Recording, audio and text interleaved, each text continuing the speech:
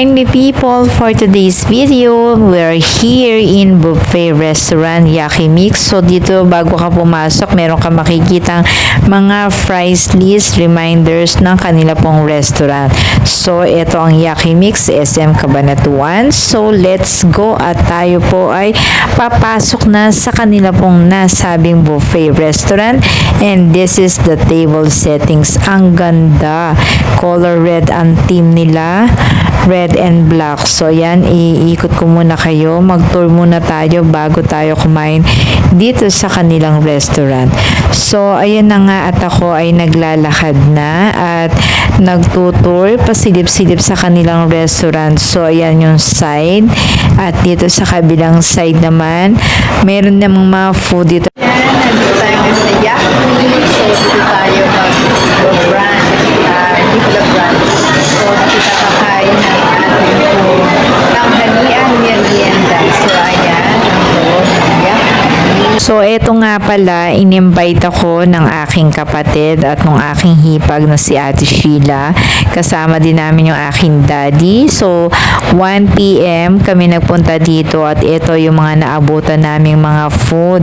So, bali ang time yata namin dito sa pagkakalam ko ay hanggang 3 p.m. So, 2 hours kami na mag-eat dito sa kanilang buffet restaurant. Eat all you can. So, ayan na nga yung mga food na naka-prepare para sa mga customer ng Yaki Mix. Ang dami mo mga choices na mga pagkain po dito. So, ito yung favorite ko, yung vegetable. Tapos, ito, meron din ito. Masarap ito yung soup. Tapos, ayan, may soup din. Tapos, ito yung mga rice, fried rice. Tapos, ito, meat yata ito. So, ayan yung mga food na naka-prepare. At ito yung mga food na naka-ready para sa mga customer ng Yaki Mix.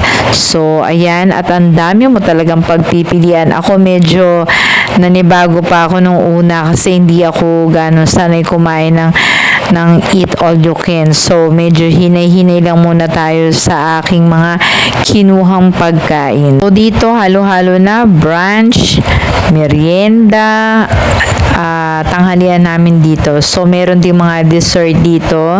So, ayan, parang ako nahiya akong kainin itong mga dessert na to. Kasi napakaganda ng mga pagkakadesign niya. Mga cheesecake, may chocolate cake. Ang cute. Tapos, ang sarap niyan. Hindi siya ganong matamis. At talaga namang pong hindi ka mauumay sa lasa niyan. So, ayan pa sa baba, meron pang mga iba pang mga cakes, mga dessert na available. So, dito naman sa side na to, meron namang mga candies. After mo na kumain, so, meron pang panghimagas na kung mahilig ka din sa mga sweets, sa mga bata. Ayan, mga candies available. At syempre, meron din ditong sushi. Ito yung mga Korean cuisine at mga Japanese. So, ayan. Tapos, sa side na to, yung mga pang-grill naman.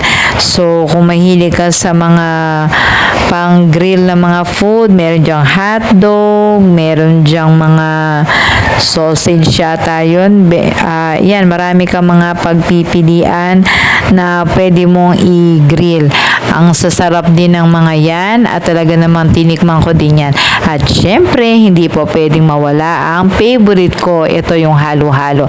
So, ito na lang yung mga inabutan ko na pwede mo i-mix sa yung halo-halo. So, mga nata de coco, merong langka, merong ube, tapos yung green na nata de coco, tapos ube. So, ayan na nga at kasama ko si Kuya, si Ate Sheila, yung daddy ko.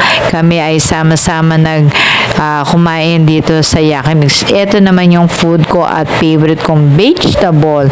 So, ito yung aming pag-drop by dito sa Yaki Mix, SM Cabanatuan.